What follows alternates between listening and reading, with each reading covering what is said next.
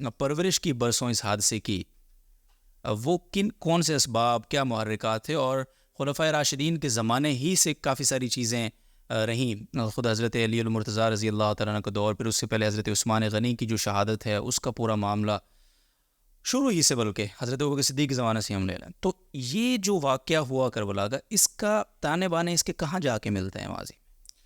جی بسم اللہ الرحمن الرحیم. آپ نے فرمانا کہ شروع ہی سے، اور حضرت ابوبکر تو اس سے بھی مطلب آگے شروع ہی سے ہے اس معاملے کے تانے بانے. جی، اور ہر معاملے کے دو قسم کے اسباب ہوتے ہیں، ایک قریبی اسباب اور ایک دور رس اسباب. جی، تو وہ جو دور رس اسباب ہوتے ہیں نا، وہ اکثر ویژنری لوگوں کے مطلب یہ کہ تشکیل کردہ ہوتے ہیں. اس کے پیچھے ایسے لوگ ہوتے ہیں جو طویل المیعاد سوچتے ہیں اور اپنے بڑے ویژن کے لیے چھوٹے چھوٹے مشن اور اہداف طے کر کے پھر آگے بڑھتے ہیں رفتہ رفتہ ٹھنڈے سینے کے ساتھ، بالآخر اپنی مقصد کو حاصل کر لیتے ہیں. تو اس واقعے کے پیچھے بھی ایسا ایک ویژنری آدمی تھا اور ایک ویژنری قوم تھی، اور آج تک وہ قوم ویژنری ہے. دنیا پر جو تسلط کر رہی ہے اور حکومت سیادت قیادت کر رہی ہے، اپنے ویژن اور مشن کے اس پروسیس کے تھرو ہی کر رہی ہے. صحیح. اور وہ ہے یہود. اصل بات یہ تھی کہ اسلام کی جب نشأت اولیٰ ہوئی، نشأت اولیٰ ہم اس لیے کہیں گے کہ اسلام کی دعوت اور جو انیشیٹو تھا وہ تو مکہ میں شروع ہو گیا تھا، لیکن ظاہر ہے ایک ریاست کی حیثیت جو مسلمانوں کو حاصل ہوئی اسلامی خطے کو، تو مدینہ کی ہجرت کے بعد حاصل ہوئی.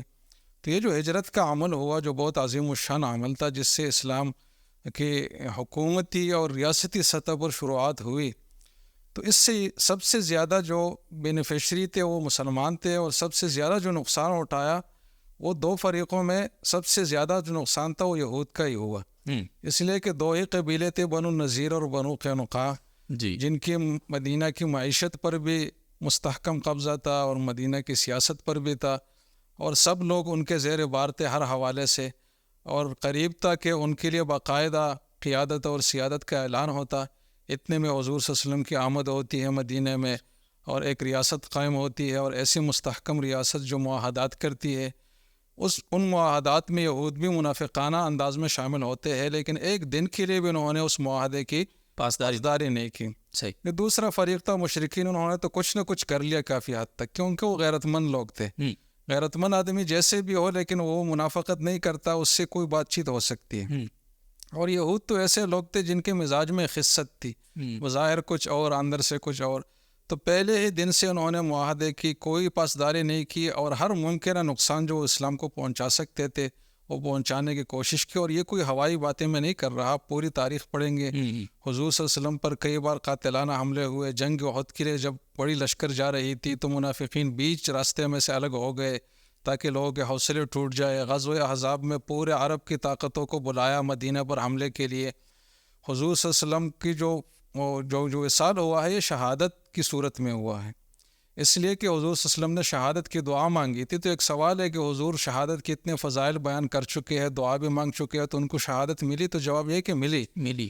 اس لیے کہ حضور نے فرمایا کہ وہ زہر جو مجھے کھلایا گیا تھا اس کی وجہ سے میں اپنے شہرک کو کٹتا ہوا محسوس کر رہا ہوں. اللہ. تو وہ اتنے دور رس اس کے ہوتے جسم پر. تو یہ سب چیزیں یہودیوں کی طرف سے ہوئی، کیونکہ انہوں نے اسلام سے اپنا انتقام لینا تھا. ان کی سیادت قیادت معیشت سب چیزیں ختم ہو گئی تھی. مدینہ سے ہجرت اور جلاوطنی ان کو اسلام کی وجہ سے ہوئی، پھر خیبر سے بھی جلاوطنی ہوئی، ذلیل اور خوار ہوئے. ذلیل اور خوار تو اپنے کرتوتوں کی وجہ سے ہوئے، جو اللہ سے بغاوت ہے ان کی تاریخ میں لکھی ہوئی. لیکن بہرحال انہوں نے مسلمانوں کو اس کا ذمہ دار ٹھہرایا، اور اسلام سے انتقام لینے کا اسی دن ان کا قومی فیصلہ تھا. صحیح. اور اس کے لیے انہوں نے پھر آگے ہر موقع کو کرامت جو بھی موقع ہو سکتا تھا اس کو استعمال کیا. تو حضور کی زندگی میں تو یہ پس منظر رہی جو تاریخی واقعات سے بالکل واضح ہے. ٹھیک ہے. پھر حضرت ابوبکر کا زمانہ آیا جو چونکہ بڑا مختصر تھا، اور اس میں مسلمانوں کے لیے باہر کے چیلنجز زیادہ تھے. مرتدین کے معاملات تھے، نبوت کے مدعیان کے معاملات تھے، ان کو زیر کرنا تھا. تو مسلمانوں کی آپس کی جو چپ کلش کی کوئی چیزیں اگر ہو بھی سکتی تھی تو وہ پنپنے والی اس زمانے میں نہیں تھی. وہ عربی کے ایک مشہور وہ ہے نا شعر ہے، مقولہ ہے کہ عند الشدائد تذهب الاحقاد، کہ جب مصیبتیں آتی ہے تو آپس کی رنجشیں ختم ہو جاتی ہیں. تو حضرت ابوبکر کے زمانے میں کوئی ایسا ماحول نہیں تھا کہ اس ویژن اور مشن کو آگے بڑھایا جائے. پھر حضرت عمر کا دور آیا, وہ لمبی خلافت تھی لیکن ان کی سطوت اور سلطنت اور قاہرانہ جو طاقت تھی ان کی وہ اتنی زیادہ تھی, کنٹرول اپنے ملک پر کہ کوئی ایسا پر نہیں مار سکتا تھا. تو جیسے کہ وہ حدیث سے حضرت حذیفہ جو فتنوں کے حوالے سے بہت زیادہ معلومات رکھتے تھے, حضور نے ان کو بڑی ساری راز کی باتیں بتائی تھی. تو حضرت عمر نے ایک دن ان سے پوچھا کہ آپ مجھے فتنوں کے بارے میں بتائیں. تو انہوں نے چھوٹے چھوٹے فتنوں کا تذکرہ شروع کیا. تو حضرت عمر نے فرمایا کہ نہیں بھائی, وہ فتنہ مجھے بتاؤ جو سمندر کی موجوں کی طرح آگے بڑھتا ہوا جا رہا ہوں, جس کا کوئی سدباب ہی نہ ہو. تو ایسے فتنے کب سے شروع ہوں گے, کیوں کر شروع ہوں گے؟ تو حضرت حذیفہ نے فرمایا کہ ان بینک و بینہا بابا مغلقا, کہ آپ کے اور ان فتنوں کے درمیان ایک دروازہ ہے, بند ہے, آپ کے زمانے میں وہ فتنے نہیں آئیں گے. اور بعد میں حضرت حذیفہ نے فرمایا کہ وہ جو بند دروازہ ہے نا, وہ حضرت عمر کی شخصیت تھی. ان کے ہوتے ہوئے ایسی سازشیں کوئی اسلام کے خلاف نہیں کر سکتا تھا. وہ جو حدیث ہے نا کہ شیطان بھی تم سے ڈرتا ہے, تو یہ تو شیطان کے بچے تھے, تو ضرور ڈرنے والے تھے. تو بہرحال ایسے ہی ہوا, حضرت عمر کے دور میں کچھ نہیں کر سکے وہ. لیکن پھر جب حضرت عثمان کے دور خلافت آتی ہے تو وہاں پھر کچھ تھوڑی سی کمزوری آ جاتی ہے, اور کچھ ظاہری اسباب ان کو مل جاتے ہیں, اعتراض کے جو مواد ہیں, مٹیریل ہے, وہ مل جاتا ہے. تو کچھ لوگ ہیں وہ عراق میں منافقانہ طور پر مسلمان ہو جاتے ہیں. عبداللہ ابن سبا ان کا بہت بڑا تھا, ویژنری اور مشنری آدمی تھا. وہ انہی ایام میں مسلمان ہو کر حج کے لیے آ رہا ہے, اور حاجیوں کے روپ میں آ رہا ہے, مدینہ میں پڑاؤ ڈال رہا ہے. مدینہ میں پہنچنے کے بعد اس نے دوسری باتیں شروع کر لیں کہ یہ جو حکمران ہے یہ تو اسلامی اصولوں کے مطابق نہیں چل رہا, اس نے تو اقربا پروری کی, اتنے تو فلان کو معزول کیا, فلان کو کیا, یا اپنے سابق جو خلفاء ہیں ان کے طرز سے ہٹ گیا ہے, حضور کے طرز سے. اس طرح ذہن سازی لوگوں کی کرنا شروع کی, صحیح, اور کچھ شبہات کے انداز میں. تو صحابہ کو یہ اندازہ ہوا کہ اس آدمی کو کچھ غلط فہمیاں ہے, تو چلو ان سے بات چیت کر لیتے ہیں. تو حضرت عثمان نے حضرت علی رضی اللہ عنہ کی تشکیل کی کہ آپ ان سے بات چیت کریں, اس سے آپ ان کا قربت محسوس کریں صحابہ کا آپس میں, کہ کس کو وہ مطلب اپنا سفیر بنا رہے.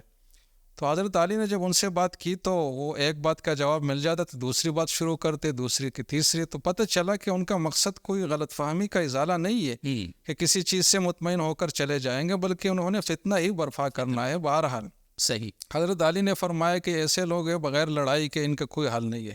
حضرت عثمان نے فرمایا کہ میں تو ابتدا نہیں کروں گا, کیونکہ مجھ سے حضور نے وعدہ لیا ہے کہ یہ قمیص جو لباس خلافت کا ہے اللہ نے آپ کو دیا ہے یا دے گا ایک دن, تو کچھ لوگ آپ سے اتاریں گے تو آپ ان سے لڑیں نہیں. تو انہوں نے کہا کہ مجھے اپنی قربانی تو منظور ہے لیکن مسلمانوں میں افتراق منظور نہیں ہے. تو بہت ایک مظلومانہ انداز میں حضرت عثمان کی شہادت ہوئی.